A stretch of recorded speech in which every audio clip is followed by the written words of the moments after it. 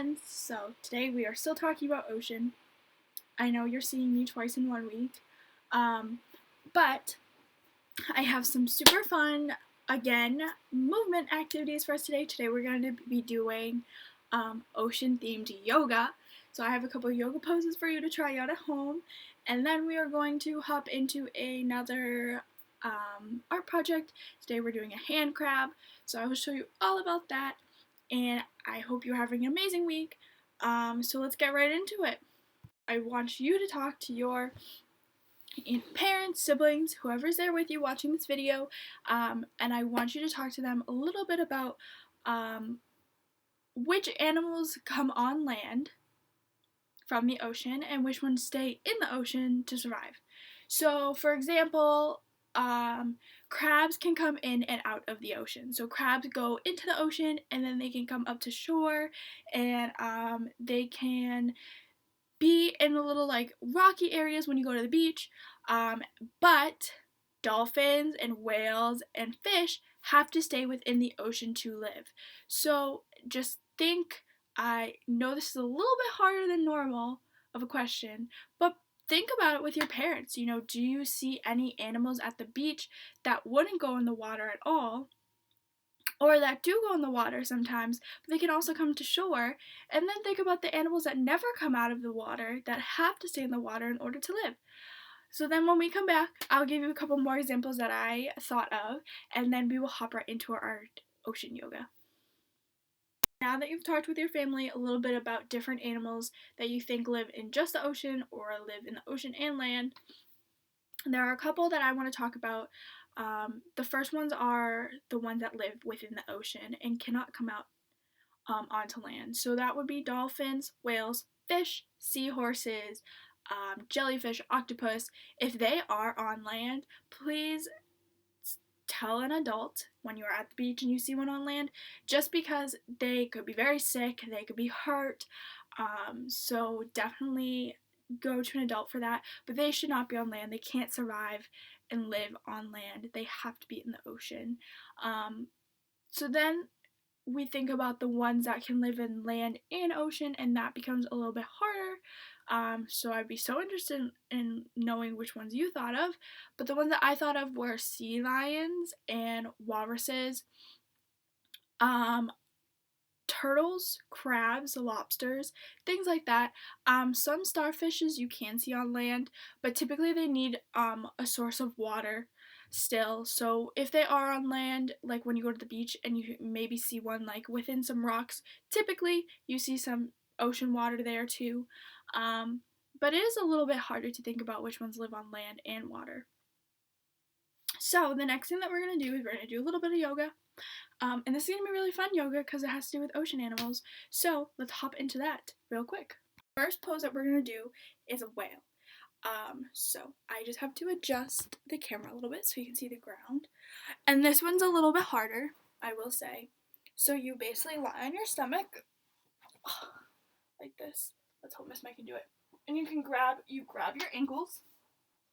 And this is the whale pose. It's a little hard, but try your best and see what you can do. So your next one is a puffer fish. So you sit crisscross applesauce with your hands on your stomach, and you take a big deep breath in and out, and you push your stomach out like a big puffer fish. You make your stomach really big, then you breathe in and out again, and you push out again as far as you can go to make yourself nice and big like puffer fish. And then the next one that we're going to do is a dolphin. So dolphin 1, you're going to have your feet on the floor, and you're going to put your hips in the air, and you're going to put your head down onto the ground like this.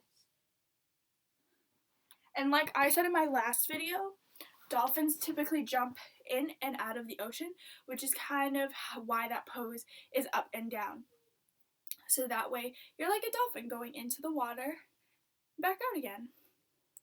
So the next one is an octopus, and you're basically just going to sit crisscross applesauce again, and you're going to wave your hands up and down like an octopus.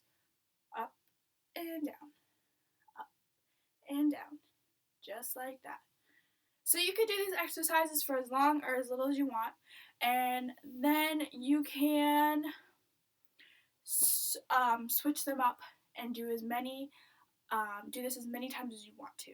So next one we're going to do is a turtle. So you're going to have your hands flat on the ground and your knees up, and you're just going to elevate yourself. You're going to hold yourself up with just your hands and your feet for a little while. And then the next one is a seahorse. And you're just going to be on your knees. Oops, you can't see me. Be on your knees and have your hands up high. And just go up and down with your legs. Like that. Because seahorses, when they swim, they actually bob kind of up and down. So that's why we make that. And then jellyfish. So you're going to stand up for this one, and you're just going to let yourself hang.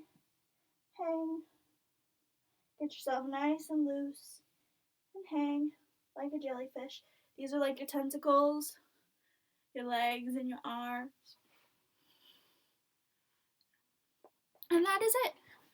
So now we're going to jump into our activity for today. After you've stretched out and used your muscles a little bit, do as much exercise as you can during the day, we are now going to move into our crab activity.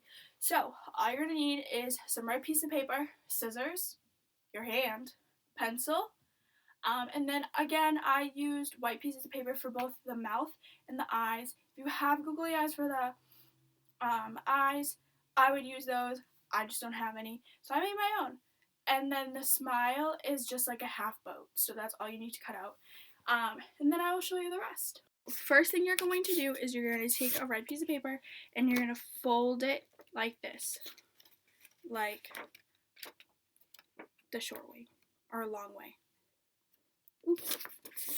This is what you want. So you're just going to take your child's hand and you're going to trace it, starting, my hand's a little too big, but starting from the crease and going up to the top.